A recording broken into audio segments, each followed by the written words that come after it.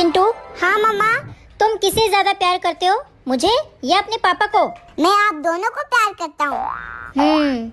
अगर मैं मनाली जाऊं और तुम्हारे पापा गोवा, तो तुम कहाँ जाओगे? मैं गोवा जाऊंगा।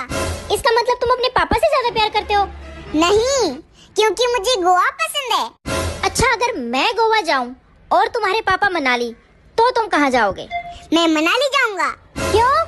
क्योंकि गोवा तो मैं पहले घूम लिया।